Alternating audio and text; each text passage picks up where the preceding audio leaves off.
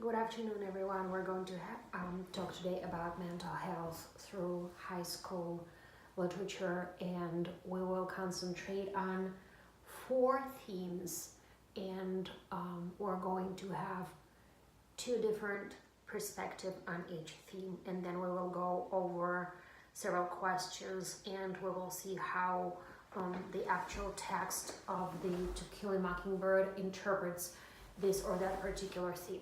So we will start with question number one, and then I'll refer to the themes. So how does Aunt Alexandra feel about Calpurnia? Explain why this is in character for Aunt Alexandra.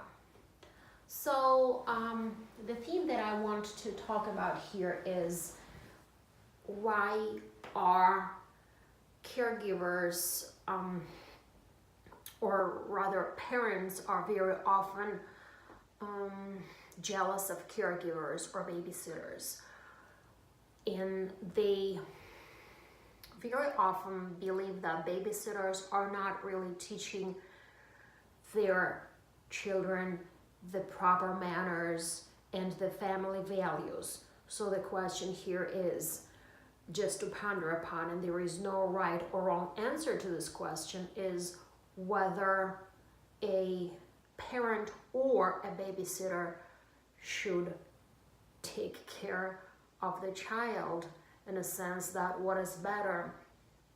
I would answer this question in such a way that it doesn't really matter if that's a parent, a teacher, or a caregiver, as long as the person really cares about the student or the child.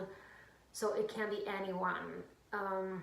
Not every parent is as good as a teacher or a babysitter in regards to caring about this particular child. So there is no right or wrong. So it does not, that's not what's important, whether who that person is, as long as the person really cares. That's my belief. And the subtopic number two in this case will be who do we blame for bad behavior of our children or of our students? Do we blame the genes, genetics, or do we blame the parents, like the parenthood and the families? They don't really raise children properly. Or do we blame the teachers? Do we blame the society? So, or do we need to blame anyone? Or is that just the child's, his or her own choice? There is no right or wrong question here. And in the case of Aunt Alexandra, and please have a look at my explanation, is that she herself was the person ready to blame each and everyone for everything that she believed was wrong. So she used to blame, in previous chapters, you probably remember, the whole city and her own family. So that's pretty much her character, to just go blame. And let's move on to number two. Comment on Atticus's explanation of rape. Why does Atticus explain the crime in this way? It's a very, very, very good question, and it refers to the topic of whether parents or adults should lie to the students or to kids or not. And well, in case of Atticus, he did not lie to his children about rape, but he was able to explain it in such a way that he didn't really reveal the actual physiological meaning of rape. He started it with the more legal explanation of rape. So we can have a look at what I'm referring to here. So I hope you can see that. You can pause the button and read it more carefully. And on the other hand, my second sub topic or sub theme of whether adults should lie to their children is yeah, it's over here. It's if adults or teachers or schools or parents should talk about or teach their children about sexual, well, just sexual education, what age, and whether that's something parents should teach or parents should not talk about it. So this is something to ponder upon. This is something to think about. There is no right or wrong question. But I do believe that it's important for parents. So when I share my own beliefs and perspectives, it's just for you to see how some people think about those issues. You're entitled to your own opinions. So I truly believe that that's solely parents' responsibility, and it's important to teach as early as possible to using appropriate language, using the language that children at that particular age would be able to understand. But yes, I think parents should teach their children about sex. Yeah, so they don't learn from their friends outside and not knowing what's going on. So that's a parent's responsibility. That's my point of view. So question number 3, what does Jem do that to Scout symbolizes the end of his childhood? So this is an interesting topic. That's a topic of maturity of a child. So when does the child become an adult? When he or she grows up. I believe it goes hand in hand with responsibility, with learning of I would just repeat myself, being responsible for your choices, and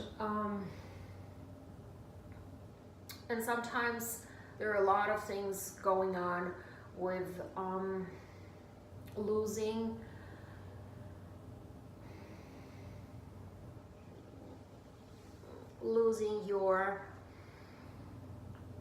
the behavior that everyone expects of you. In case of Jem and Scout, there was a situation when Dill was hiding under the bed, and then Jem went and told his father on his friend. And the subtopic over here will be a little broader than just maturity, but whether we should tell someone else about an important problem.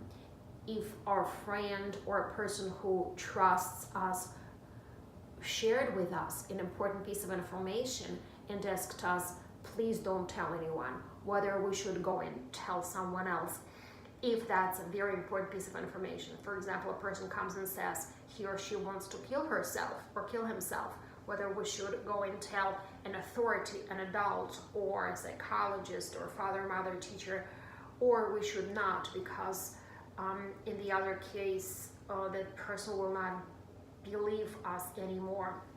So this is something to think about, because it's important that we start thinking about those issues rather than just gaining a yes or no question. I mean, yes or no question, yes or no answer. Question number 4. Dill tries to explain to Scout why he did not want to stay with his mother and new stepfather. State his reasons briefly in your own words. This is a very important topic, and that's back. We already discussed that in previous chapters, a topic of a divorce. Why children suffer from divorce.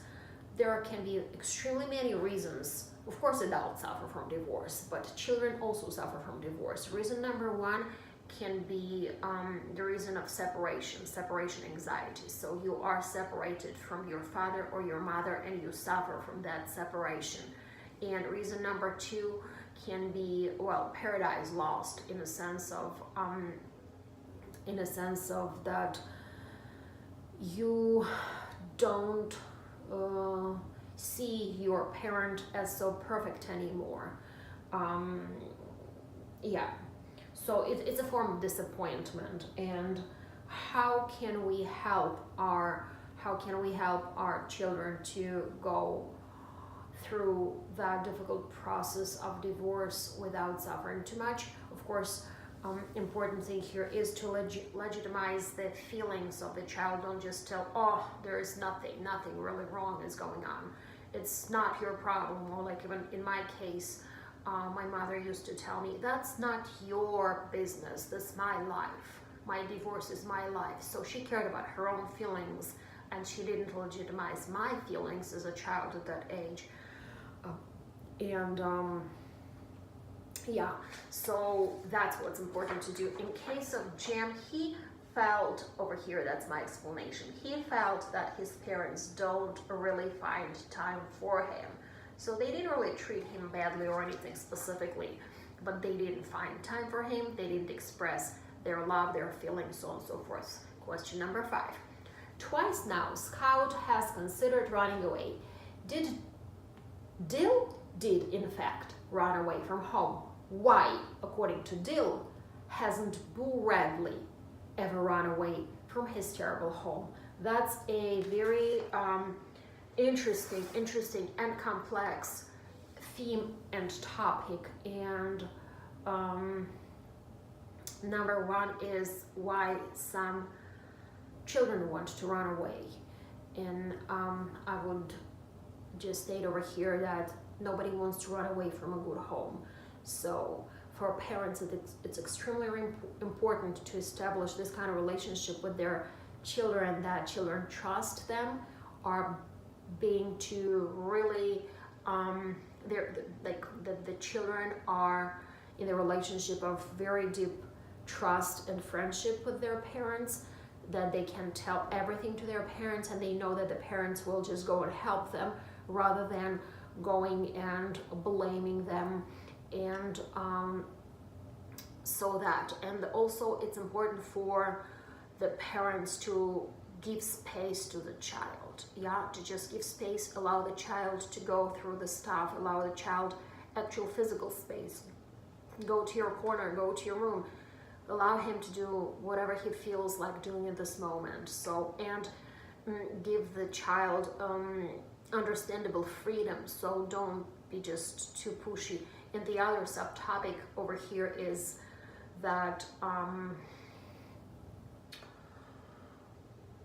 if a person doesn't run away, or if a person stays with you, like in your family, by the way, that's my explanation over here about Dill. If a person stays with you only because he or she doesn't have a place to go, that's a really bad situation. That's really tragic for everyone and for children as well. Okay, thank you very much, and please subscribe, like, and share, and all the comments and questions and ideas in the comments down below, and I see you very soon. Have a good night. Bye bye.